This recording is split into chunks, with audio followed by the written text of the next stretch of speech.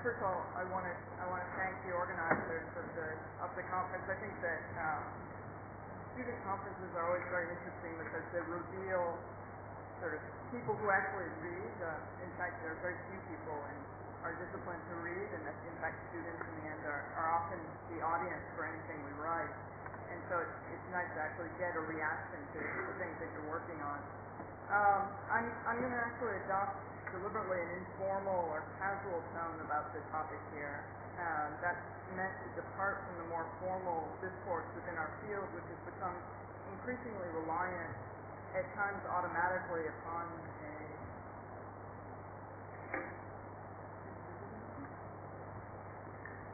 Can people hear me? Sorry. Okay. All right. So this is meant to depart from the more formal discourse within our field that has become increasingly reliant, at times automatically, upon a revolutionary discourse of reaction and negation. While that discursive strategy has certainly proven successful at advancing the discipline, inciting, for example, pendular shifts of schools or directions, obvious ones being, for example, postmodernism's displacement of modernism. So in the latest Grey Room, Reinhold actually calls that pendular shift into question in an interesting article. But anyway, generally we agree that there are sort of pendular shifts that have come through a rhetoric of displacement. In contrast to that, the casual tone is an attempt to introduce another way of advancing the discourse, a way that can skirt the polarization and its reductive byproduct, the binary. And so what I want to do is essentially lay out about 8 terms, and tone is one of them, that I think that could be useful for understanding or run through the next couple days, terms that we could consider for discussion. So polarized binary oppositional discourse has become so ingrained, I would argue, that it's often become a strategy that stymies rather than advances. Take the case of the Doppler article, for example. It's been extremely surprising to us to see the widespread and overheated reaction that it's incited. To me, this reaction has demonstrated 3 things. One, that there's an extraordinary void in discourse today. If such a small piece can have such a large ripple effect. The message is that a lot more talking needs to be done, and for that I thank the organizers of the conference. 2, I would say it's a lot easier, or sort of the reaction to the Doppler effect article proves that it's a lot easier to take a whack than to advance something. I happen to be reading Martin Amis's novel right now, The Information, about a writer who becomes obsessed with bringing a colleague of his down to the point where he's incapable of doing anything else. And I sort of, this is sort of one red flag that I frankly don't think that it's productive for so much of our discipline to be so obsessed with taking apart each other's arguments, finding fault in everything that people do, that so much of the discourse is generated as a pure critique of our colleagues, frankly. So a number of responses to the Doppler article have been simple condemnations, proclaiming disappointment that the Doppler's argument in terms of design strategy as well as critical strategy is too abbreviated. Substitute, undercooked, incomplete, or whatever synonyms you want to employ. That's been a sort of running critique of the article. Give us a break. That's like clipping the buds off a plant and then complaining because they're only buds and not flowers. This demand for a fully developed theory reveals, I fear, a desire to be fed theory rather than to be inspired, a desire to consume theory rather than to participate in its development. And again, I would say I appreciate the organizers of this conference in their spirit of taking something and working with it, finding fault fine, but actually working with it to advance it as opposed to discard it. Having said that, there have been some responses that have taken the Doppler and developed it already in very productive ways, and I'd like to call out in particular Naomi Steed and John MacArthur's text, The Judge is Not an Operator, Historiography, Criticality, and Architectural Criticism, which I guess may have a different title at this point, forthcoming in OAS, and I think Naomi will talk about some of it in her talk tomorrow. Even if they categorize the Doppler teased as belonging to a school of post-criticality, a term that Bob and I have been very careful not to employ since we don't agree with its implied condemnation of criticality. The projective is a term that we see springboarding from rather than opposing the critical. And even if Naomi and John implied that we are also anti-theory, which is a silly accusation in light of what the two of us have been teaching for the past decade, their shifting of focus away from criticality to criticism offers a productive, indeed crucial contribution to understanding where architectural discourse and practice may advance. And this ties very much into what Bob was talking about. So if tone is the first term I'd like to put on the table for this conference, criticism would be a second. And following from criticism, I'd like to add a third, which is evaluation. Steed and MacArthur employ the term judgment, which necessarily and importantly invokes Kant's third critique and aesthetics in general. I'd prefer to take a step back and first simply try to understand the terms of evaluation within our discipline. And here this will tap into some of the things that I've brought up at the Berlage, and maybe I can clarify some of the things that disappointed Jasper. For simplicity's sake, let me lay out three categories of evaluation that have a history within our discipline. Applied, where meaning is attached to architecture, as with metaphor. Process, where meaning is derived from the process of design. And experience, where meaning is obtained from the experience of the building, as with phenomenology. These three categories of legibility each gained currency in the years following World War II, when modernism was undergoing the transformations and migrations of its maturity. And again, to keep it simple, one can see in applied meaning the semiotic project of the 60s and 70s. Robert Venturi and Denise Scott Brown are two characteristic protagonists. Similarly, one can see in process meaning the formalist project of the 40s and through 60s with its intention to regulating lines and organizational systems. And here, Dick Cover, Colin Rowe spring to mind. And finally, in the experience meaning, one can see phenomenological and perceptual projects of Bachelard and Norbert Schultz, for example. I would suggest that any form of contemporary evaluation within our discipline has to acknowledge these three lineages and upgrade them, as it were, so as to make them relevant for today. Now, while it might not be possible to upgrade all three into a mega category, it's worth a try, and here I would put the topic of totality, or another term on the table, as a fourth category for discussion. The three categories of evaluation suggest that meaning lies within the object, within its organizational systems, for example, that legibility emerges from the object, from its form, for example, and that it engages an audience from its interrelation between the subject and the object into what could be called a compound totality. This totality, and I would say that totality is no longer a taboo term, as evidenced by Jameson's provocative and productive use of it in his book A Singular Modernity, where he sees singularity or totality as being contingent and open-ended, but defined enough to be identifiable. So to return, this contingent but identifiable totality in architecture would derive from form, figuration, program, organization, technology, materiality, and atmosphere working in concert to construct a compound whole or totality. This compound totality necessarily, for me at least, invokes contemporary notions of the public sphere, which has helped to evolve the concept of the subject beyond the singular, idealized, and homogenized subject to a collection of subjectivities.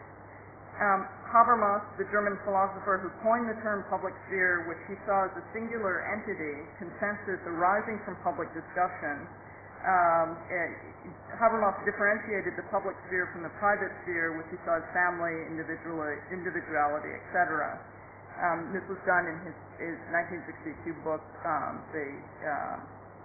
the Public Sphere.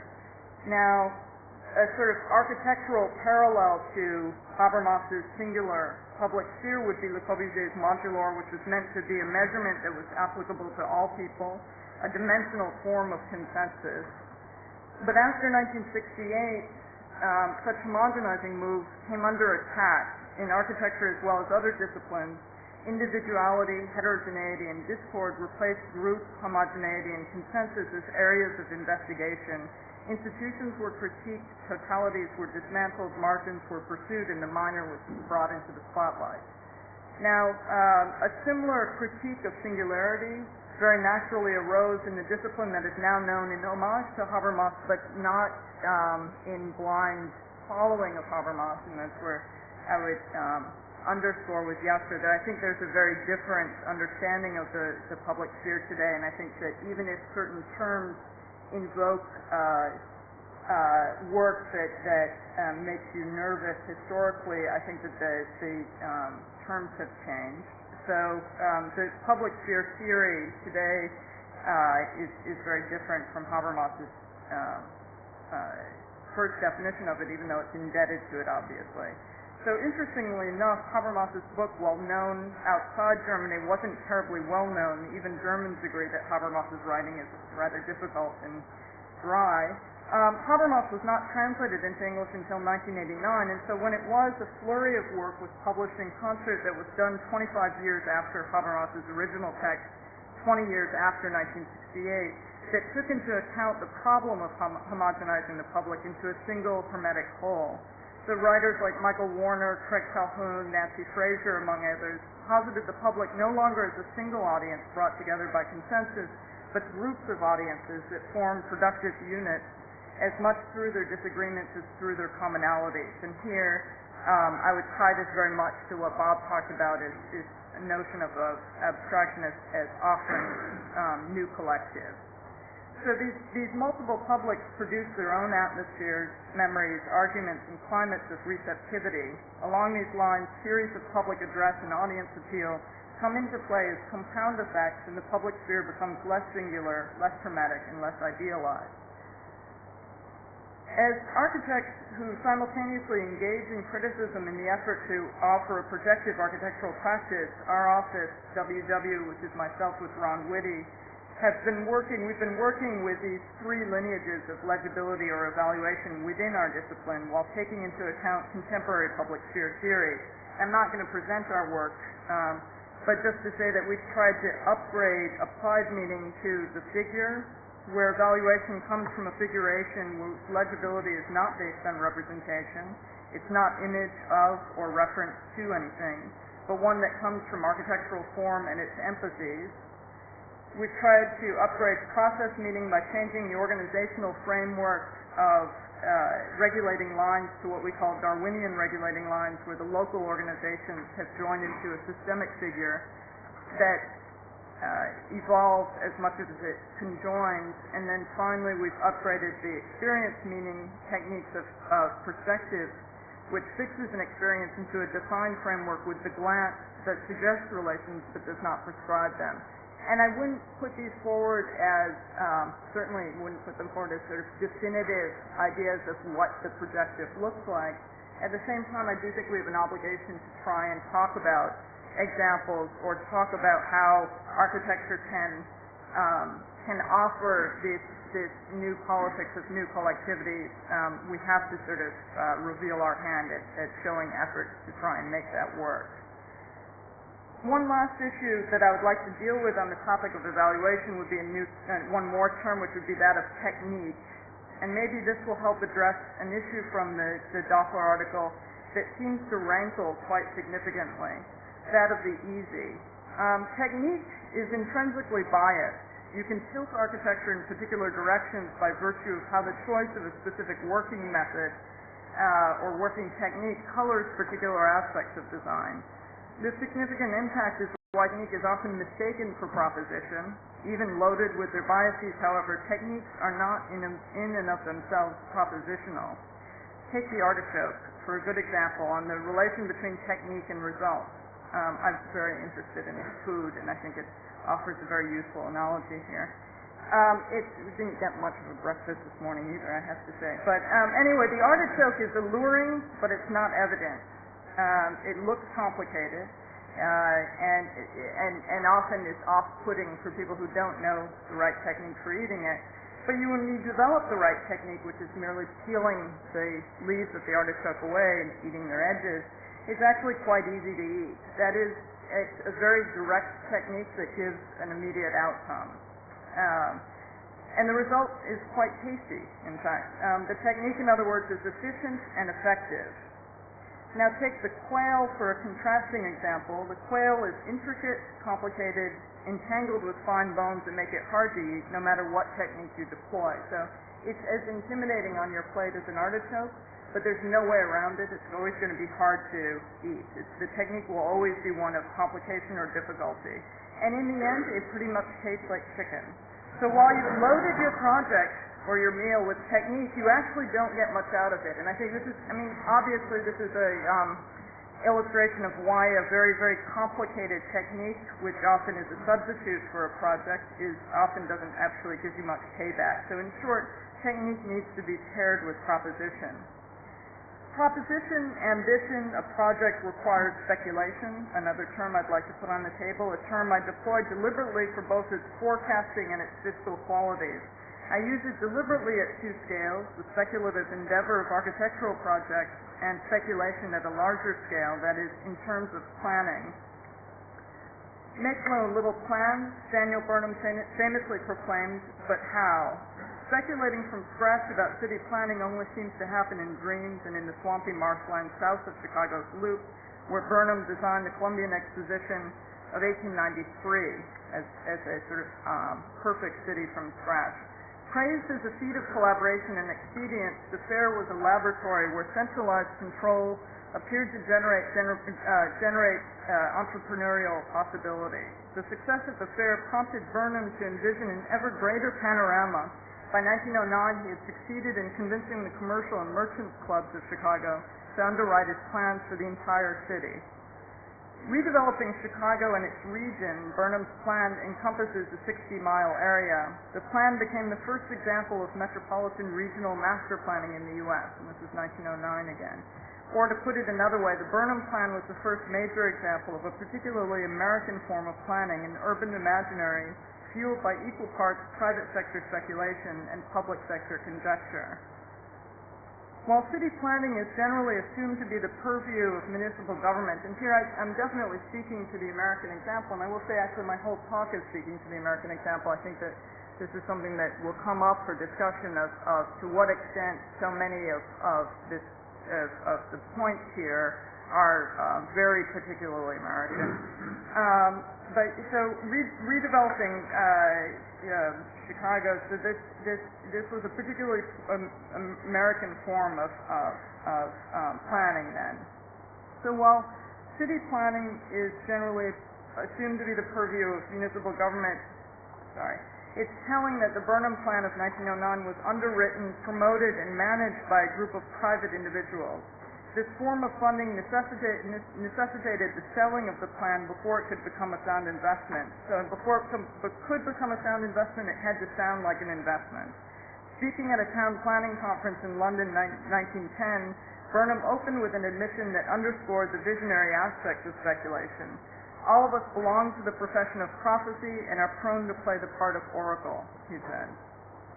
This 1909 shotgun wedding of business interests and urban design manifested itself as a combination of progressive ideology and entrepreneurial efficiency. While the selling of the idea, the oracular obligation, became firmly seated within the ongoing legacy of urban design in the U.S., additional effects of this relationship were equally important. The efficiency that was based upon planning by framing it within a business model resulted in a continuous balancing between ambitions of cost efficiency and effect. Furthermore, the plan's bald acknowledgement that urban power in the U.S. is directly tied to land ownership meant that the labor underlying urban projects, clearing as well as building, could be generated through political connections rather than through democratic consensus. If the 1909 plan set up these and other terms of urban planning, the less famous 1946 plan for the near-south side of Chicago expanded the terms of urban speculation beyond the prophecies of the elite, the commercial club, and the controlling agendas underlying progressive reform to include a broader spectrum of participation, which also introduced questions of race and equality into urban discourse that would become more central in the decades to follow. While instigated by institutions such as IIT and Michael Reese Hospital, the Near South Side Plan constituency also included black activists of Chicago's South Side, sociologists from the University of Chicago, and businessmen from Chicago's Loop. The collaborations among these various constituencies shouldn't be overly idealized. They reveal the power of money as much as the 1909 plan did. At the same time, these collaborations still operated at the level of private sector speculation in the service of public sector conjecture. The relevance of the issue of speculation today, in light of the expansion of capitalism across the globe, can't be underestimated. The idealization of urban design as a civic enterprise aimed at the common good rather than as a capitalist enterprise aimed at profit as much as good continues to thrive, and in so doing it obscures both the pluses and minuses resulting from the urban reality that we have. Now, the last two terms that I want to introduce are very brief and far less articulated, I'd say. And one of those would be the term resistance, which I would put on the table in response to Jeff Kipnis's provocation in log 5 in his article, "Is Resistance Futile?" where he lays that out. And on the heels of understanding speculation, one possibility would be that resistance, a form of resistance through policy, and therefore at the level of planning, than rather at the level of the minor or the local solely, and the individual solely. And so this also ties into what Bob was putting on the table in terms of sort of forms of understanding the possibility of planning or the plan. And finally, in the interest of time, the last term that I put on the table is the question of time itself, which is a problem that is raised, and Bob and I actually didn't talk about this in advance, but I am also ending by turning to Alejandro's Hokusai problem, let's say. I feel like this, that article has led to just, a whole generation of people trying to talk through Alejandro's Hokusai problem. But the problem of time is raised by Alejandro's adoption of a theory of expediency, both for commercial means, but also, one must surmise, as a means of making theory itself more doable in terms of time. And that's the issue of the growing exigencies of practice, the parallel ones of the parallel exigencies in the academic world, especially in the Architectural Academy. And I would say one thing that we should all be doing in this room is working to carve out new positions for architects, critics, and teachers, where the possibility of time for developing these thoughts, whether it happens in the form of conferences, but the sort of injection of time in order to engage questions that are being raised is important.